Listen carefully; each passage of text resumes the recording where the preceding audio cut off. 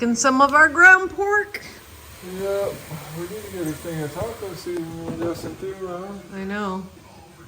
Got Yep. some carne asada, which looks good too. Yep. We're gonna have pork tacos.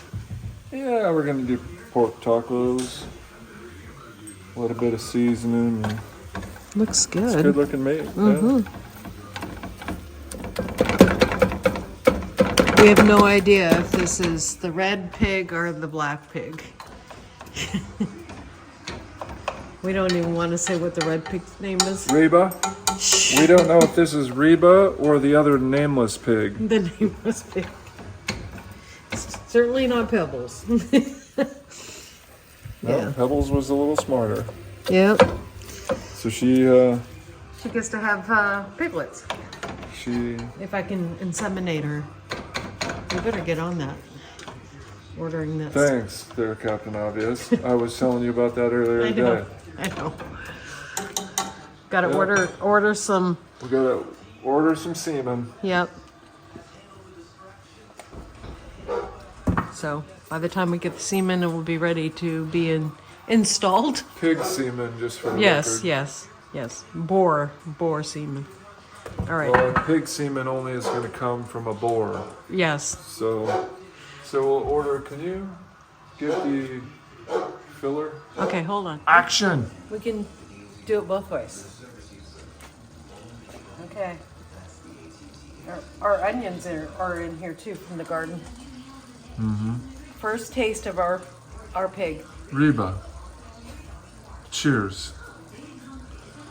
You have to go there. I did. How's it?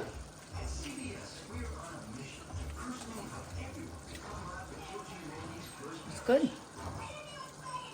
Seem like you're not sure. Well, there's so much seasoning in there.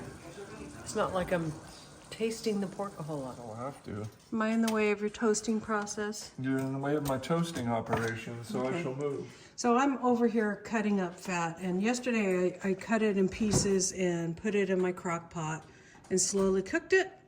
I've watched a couple videos as I was waiting for my fat to render Hey, down. lady, excuse me out of the way here. I'm trying to get some bread and you're talking and disturbing my peace. Anyways, I'm gonna go ahead and use our grinder. We've had this grinder for 3 years and never used it once. But now, More like 5 years. oh, 5 years? Okay. When we got our KitchenAid, we thought that we would be grinding meat, being homesteaders, and we had the money at the time, so we went for it. And so what I'm doing is I'm cutting it in chunks, putting it in here, and we're grinding it down to a finer grind. You can cut it up in pieces and cook it down. It doesn't work as fast. So that's the reason why I'm doing it this way. I only did half of it last night, and our product, if I were to put away, excuse me, you're in my, you're in my kitchen. This is the lard that we got yesterday. So you can see the date on there, my daughter's birthday. So I'm gonna go ahead and work on this next batch. We'll grind it up and it should cook down faster. I'm gonna plug it in as I'm grinding it up. And I'm doing this for the first time. I've watched a lot of videos, got lots of advice, and a lot of them are great. There's some really good people that I go to. Living Traditions is one of them, but there's another homestead, and I forget the name because I don't go there a lot, but I do like their channel for things like if you really want to know how to do something properly. Living Traditions is good, but this channel is really precise with stuff. So I'll leave a link to her channel below and Living Traditions. Go ahead and plug this in and get it going. And I'll leave a link to anything that we use in the description below.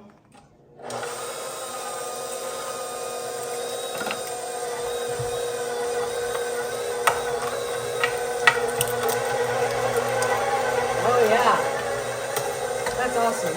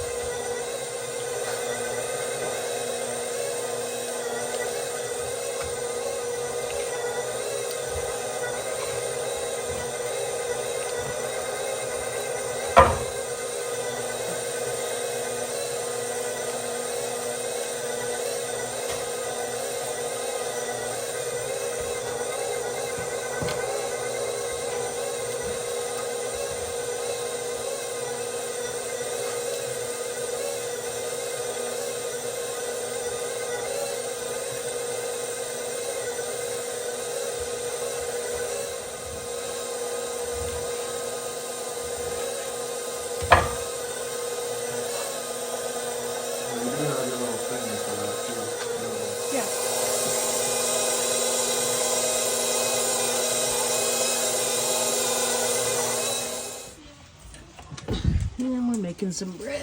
Just checking on it. Yep.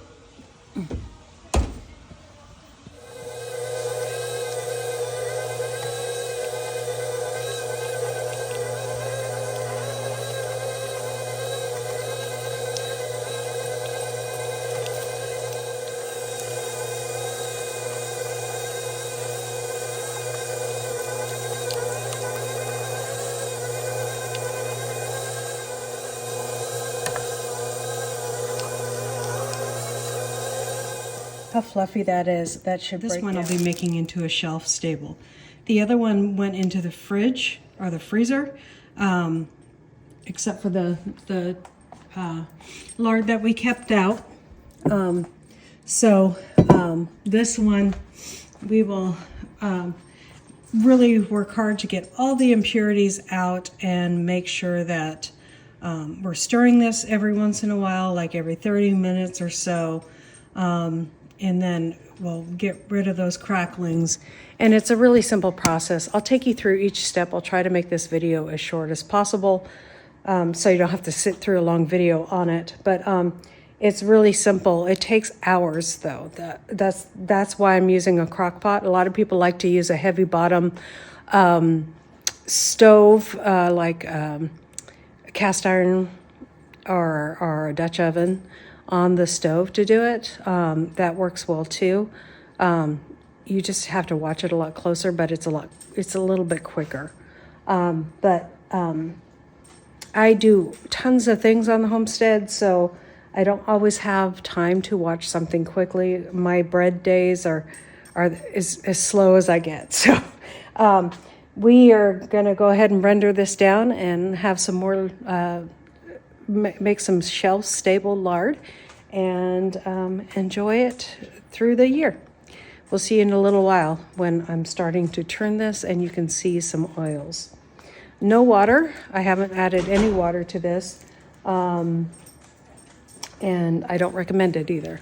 The couple batches that I've done so far, they didn't need water at all, and they were fine, especially in the crock pot. I think you have to watch it a little more when you're doing it on the stove, but in the crock pot, because you're at such a low heat, you really don't need that water.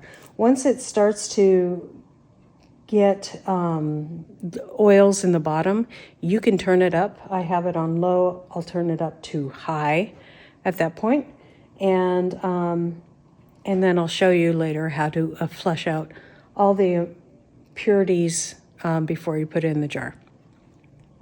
All right, you guys, this is what it looks like when it's starting to render down. Dinner. Broccoli from the land. Talking to the people. And pork chops from our backyard. Well, from the pigs that used to live in our backyard. There's no more bubbles in my, so I'm gonna start. What I have here is I have a jar, a funnel, a mesh container, and then this is like a cheese kind of cloth. This is more of a cotton cloth than a cheesecloth. So this is what we're using to take out the impurities as I get it in there. And then I'm just gonna, and it will go through all those things. Just like so. It's nice and hot.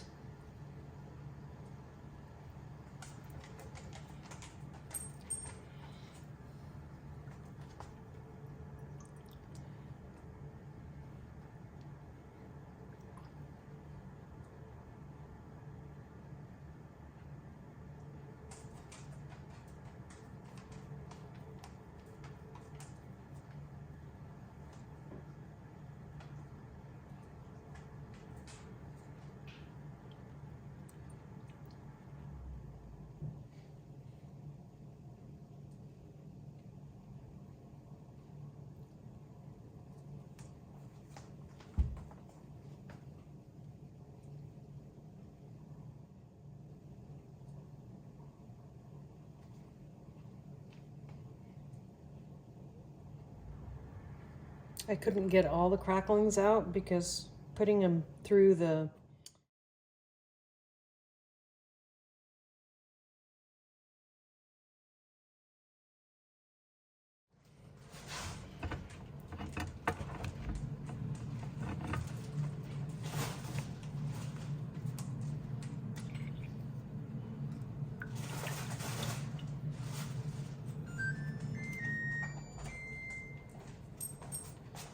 Okay guys, so that is it. You want to make sure there's no bubbles in it. The jars will self-seal because the liquids in it are very hot.